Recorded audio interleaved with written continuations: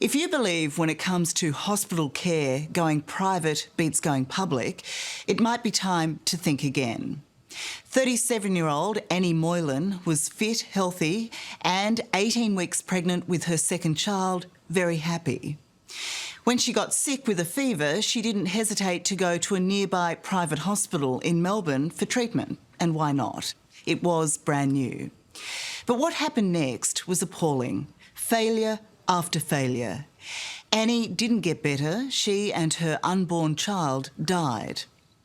On assignment for 60 Minutes, the Today Show's Christine Ahern reports on a tragic series of mistakes that will make you seethe with anger.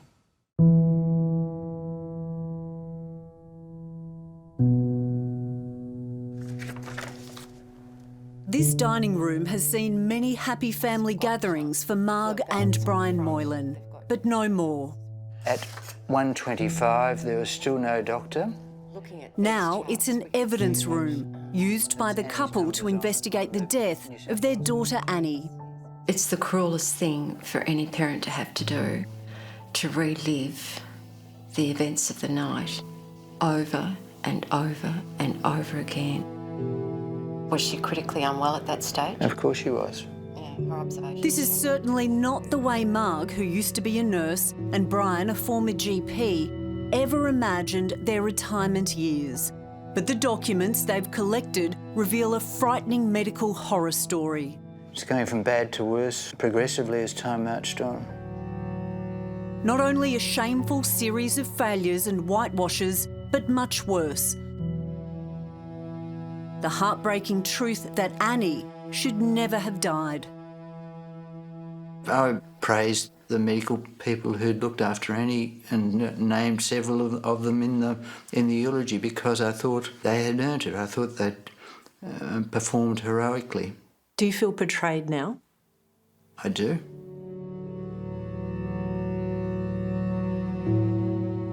Do you think there has been a cover-up? There's been a cover-up in that information has been very hard for us to obtain. And we know that relevant information has been withheld. The family has been trying to figure out what's happened now for 5 years. They actually wrote to you, the parents specifically, in February 2020, but they didn't receive a reply. Is there a reason as to why not? See, I feel so truly blessed to have led the life I have today. I'm surrounded by the most amazing friends and family, and every one of them have played a part of getting me to my here and now. Annie Moylan was a successful lawyer, wife and besotted mum to her 14-month-old son. She was also thrilled to have another baby on the way. She was refreshing to be around. She was vivacious, she was bubbly, bright, very intelligent, very compassionate, very caring, very loyal, very loving. In 2017, Annie's life couldn't have been better. But a sudden medical emergency and an innocent choice about where to get help would lead to disaster. It's a tragedy that actually started when her dad, Brian, then still working as a Melbourne GP, had a visit from representatives of the private hospital business Healthscope. The company was spruiking its brand new state-of-the-art and nearby private hospital called Holmesglen. They said it was a fully equipped emergency department with pathology and radiology services, intensive care, equipped for open heart procedures. So it sounded like a well-equipped hospital.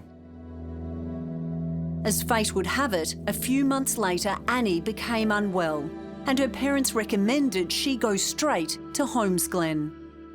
We didn't have any hesitation, particularly as Brian had rung to check, to double check. So we felt that she would be safe.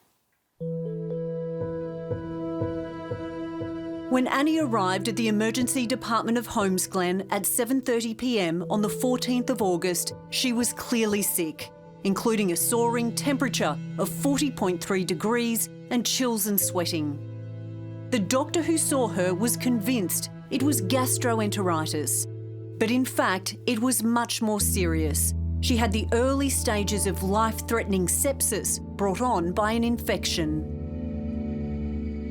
According to critical care expert Professor Simon Finfer, it should have been obvious. If you saw a person with those kind of symptoms, would you diagnose sepsis straight away? I would be pretty certain they've got a bad infection. It's unlikely, though, to be anything else. Unlikely in that scenario, yes. Extremely unlikely? It will be incredibly rare. The wrong diagnosis would be the first of many mistakes. Annie should have been prescribed antibiotics to fight the infection.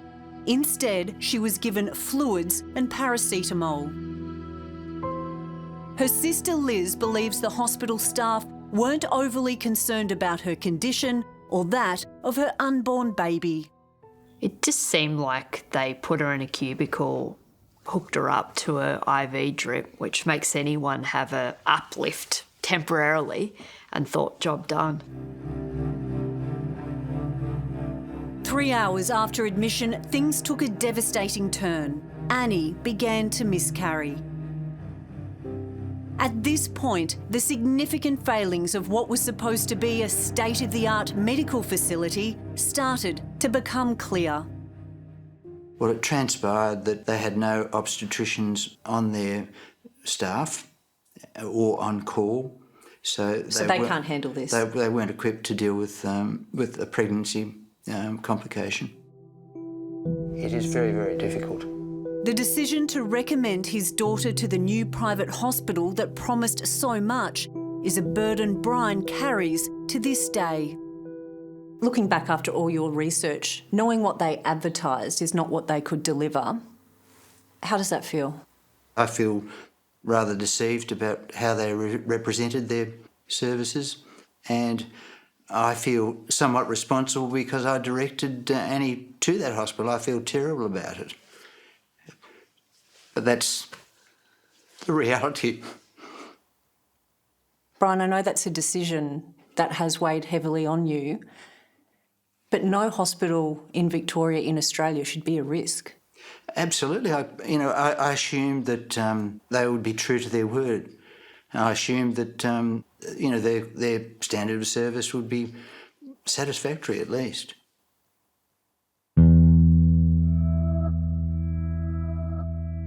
Unable to care for Annie, Holmes Glen staff effectively surrendered, making an emergency 000 call for an ambulance to take her to Melbourne's St Vincent's private hospital. She was assured that there, her obstetrician would be waiting for her.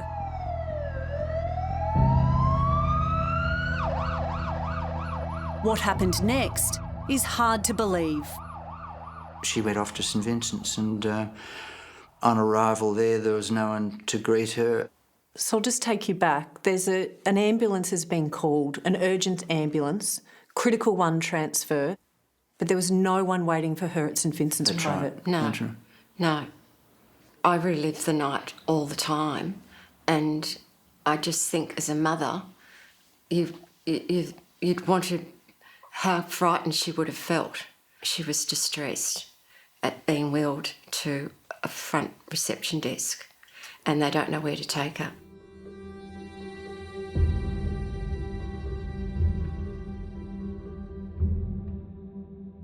Put simply, private hospitals respond to their boards. Professor John Wilson, a 30-year veteran of the public Alfred Hospital in Melbourne, says there's no excuse for what happened to Annie Moylan when she arrived at St Vincent's. Is there any scenario where a patient is being transferred from one hospital to another, lights and sirens, emergency transfer, that second hospital might not know about it? I would call that a failure. It could have dire consequences. And in fact, it did. Annie waited for over an hour and a quarter before being seen by the obstetrician. Her patient notes record she was distressed and buzzing for help. The truth's missing somewhere. We can't determine who told the ambulance officers that the obstetrician was waiting, but it's there in the record. And then the obstetrician wasn't waiting. Time was critical. Annie was having a miscarriage. Her undiagnosed sepsis was worsening. She was literally dying. But Professor Finfer says even at this stage, she could have been saved. If a person is still conscious and talking, they haven't had antibiotics yet, can you still give them antibiotics and they have a good chance of survival? Yes.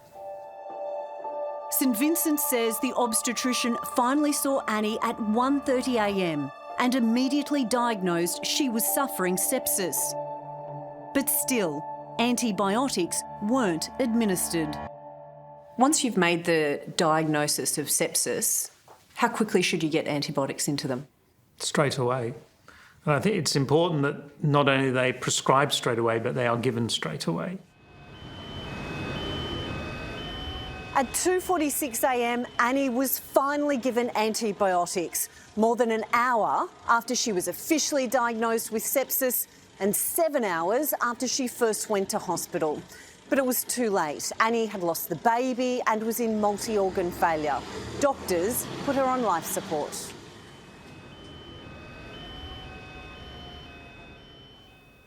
It was terrible.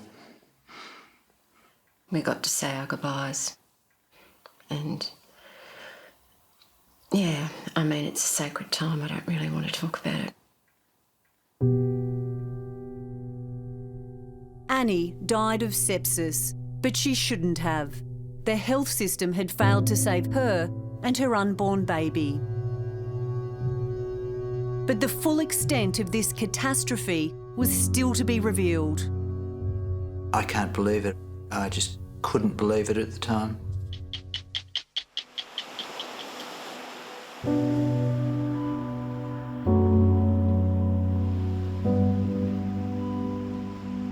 Victoria's Mornington Peninsula has happy memories for Brian and Marg Moylan.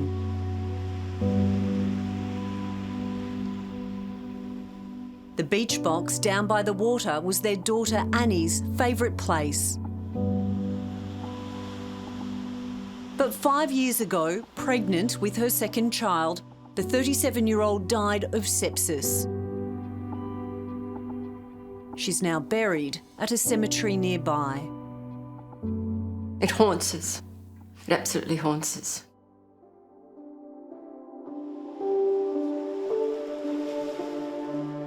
After Annie's death, Brian and Marg needed to find answers why. And the more they dug, the more critical failures they found in the care she received at 2 Melbourne private hospitals.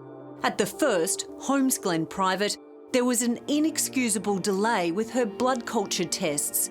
The hospital's lab closed at 5 p.m, even for patients in the emergency department. When you found out that the pathology had to be taken off-site, were you shocked? I was surprised, yes. They've got an intensive care at the hospital, so yes, I expected it to be there. Instead, Annie's blood cultures were taken off-site for analysis, but it's evident there was no urgency or care. The pathology company doing the tests, Australian Clinical Labs, sent the courier to the wrong laboratory. It wasn't until the next morning they finally arrived at the right lab, but still nothing happened for hours. The test was started at 3:55 in the afternoon, 2 hours after Annie had passed away. So they're starting the blood culture test after your daughter has passed Exactly. away? When you found that out, how did that hit you? We were We were stunned. We were horrified. Yeah, we just melted. Yeah. But what Brian and Marg discovered next was unthinkable. The lab's analysis of Annie's blood cultures had shown up sepsis in 3 hours. Put simply, it meant if the tests had been done when she first arrived at Holmesglen, doctors would have known what was really wrong with her and could have treated it. Professor Simon Finfer says early detection is critical. If Annie Moylan was diagnosed early, would she still be with us today? Her chances of survival would have been vastly improved, and I think in all likelihood she would. I mean, Dad's such a gentle soul. As if discovering Annie's death was probably avoidable hasn't been harrowing enough for the family, her older sister Liz says the way the private hospitals have dealt with Brian and Marg's attempt to find the truth is sickening. They've been treated appallingly by all the authorities, and there's been enormous cover-ups and evasive responses by a number of parties, which is not ideal. All I knew is that we had to get a full understanding of what happened. One of the most distressing moments was the couple's realisation St Vincent's Hospital was keeping vital parts of Annie's patient records from the family. We felt deceived. What St Vincent's withheld were notes written by a nurse who saw Annie after she arrived by a critical 1 ambulance transfer, only to wait for over an hour to be seen by a doctor. The nurse was traumatised by the events of that night and has since left the profession. The Moylans naively thought the private hospitals would finally reveal the truth when the Victorian government promised a thorough review of Annie's case. Holmesglen, St Vincent's and Australian Clinical Labs all promised to cooperate. And did that happen? No. They wouldn't share their data. Are they compelled to? They're not required to as it transpires. No. This is the Victorian Government review into Annie's care. When you read it, you wonder why it was even done in the first place. By its own admission, it was compromised. The 2 hospitals and the lab investigated themselves and then handed over their own findings. Incredibly, Holmesglen included on its review panel the very doctor who treated Annie, which even the report found was not in line with recommended practice in incident investigation in healthcare.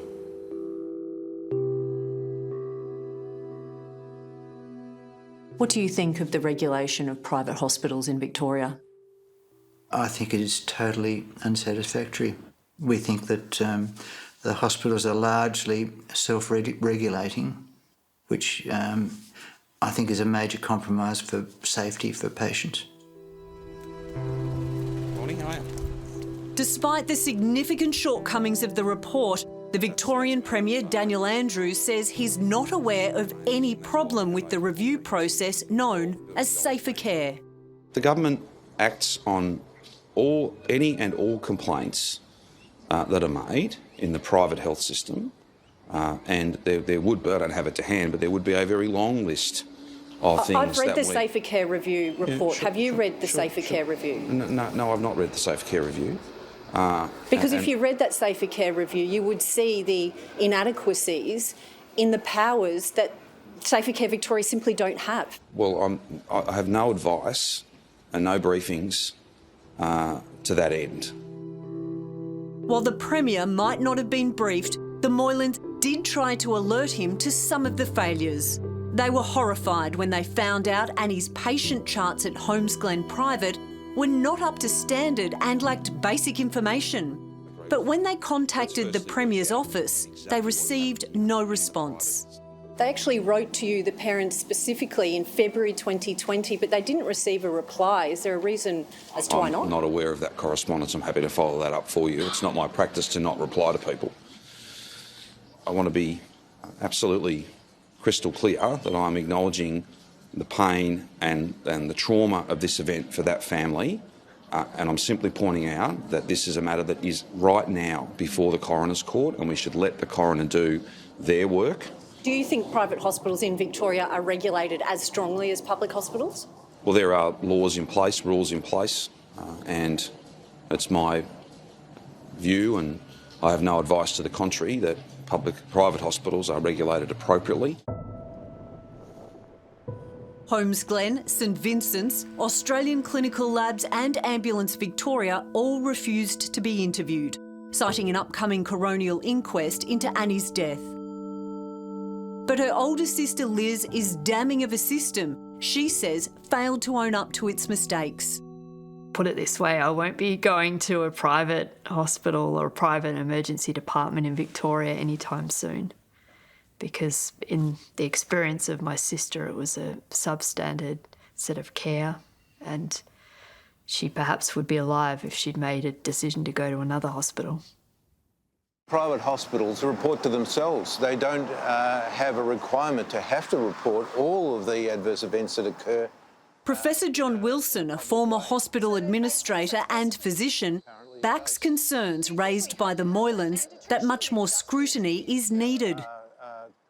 As an observer, I could say that private hospitals do not appear to be under the same regulation and same stringency as public hospitals. We are relying on them to be good citizens.